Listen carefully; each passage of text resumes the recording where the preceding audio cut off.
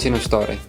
Kui ma nii-öelda oma karjääri siis Eestis alustasin juristina või siis just nimelt võib-olla nõunikuna ja rahvusvahelise õiguse vallas kui ka siis õppejõuna, sattusin ma ühel hommikul meigikooli.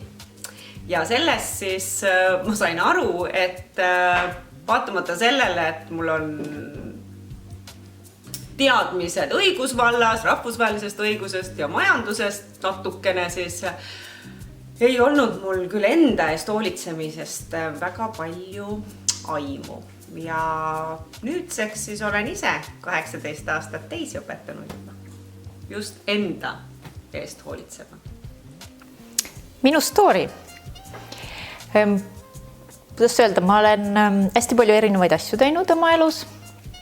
Kõigepealt alustasin siis marketingi õppimisega, töötasin natuke turismifirmas ja pärast marketingi õppimist Soomes siis naasesin Eestisse, aga ma tundsin, et kuskil kontoris ma enam istuda hommikul kella 9 õhtu kella 5-6 või 7-8 ei taha. Et ma tahan aega natukene enda jaoks, ma tahan aega lapse jaoks, pere jaoks. Enne seda hetke oli mul tekkinud hobi, seda tänu oma emale, kes oli selline tegus ja tegev siis Oriflemi maailmas ja ka selle Oriflemi pisikuga ta mind nakatas. Kõike toredaid asju tegelikult, mida ma olen ise õppinud, mulle meeldib kohe ka teistega jagada. Tänu sellele tekkiski mul oma tiim ja oli mul siis selline Oriflemi hobi kogu selle Euroopa Liiduga seonduva tegevuse kõrvalt. Mis nimelt see siis elustiili äri on? No, jah, elustiili äri on igapäevane tegevus, et elustiil on ju see, mida sa teed iga päev. Ja mis meil siis võib-olla selle elustiili äriga, mis on minule kõige rohkem, mis meeldib, ongi inimestele siis teha sellist väikeseid koolitusi, töötubasi, et mis see siis, kuidas see enda eest hoolitsemine toimub. Ja kui sa ka, et nahahooldus, see ei ole ju raketiteadus, aga seda tuleks teha iga päev. Kuidas valida tooted. Aga et elustiili äri on see, mis ka mulle meeldib, et see mõte just, et motona, et aidates teisi, aitad ise ennast. Seda ongi nagu raske võib-olla eriti Eesti inimesele selgitada, sest see äri seisneb teiste inimeste aitamises ja mida me siis teeme?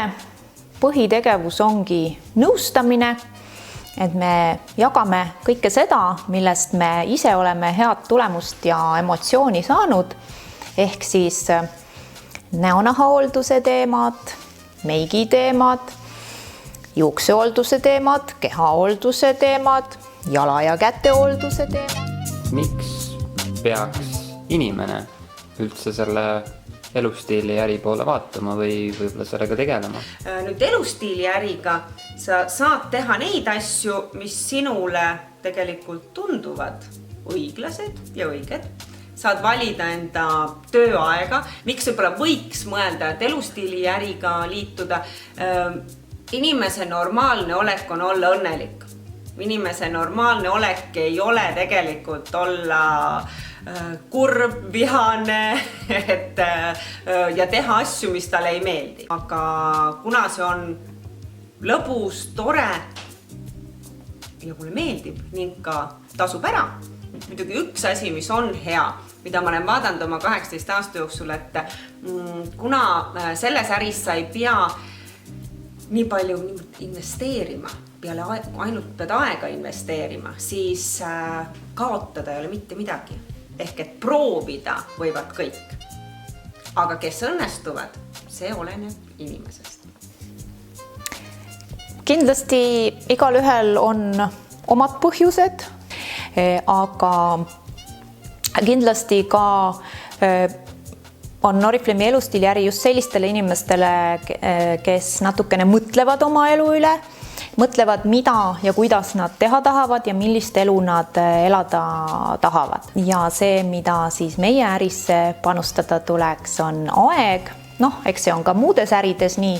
Muudes ärides tuleb lihtsalt ka raha panustada, et meil sellist rahalise panustuse vajadust ei ole, ehk selles mõttes ta on absoluutselt kõigile võimalik, olgu siis tegemist õpilase, üliõpilase, pensionäri või ka siis tööl käiva inimesega. Aga millised on su lõpusoovitused või motivatsioonilause? Raske on muidugi teist inimest ühe lausega motiveerida, aga ütleks, et proovi ära. Aga enne kui sa pole proovinud, siis sa ei teagi tegelikult, milline võib elu olla, mis see sinu motivaator on. Ma arvan, et tunne iseennast, et kui sa tunned iseennast ja tunned iseennast oma nahas hästi, siis sa saad ka teisi inimesi aidata.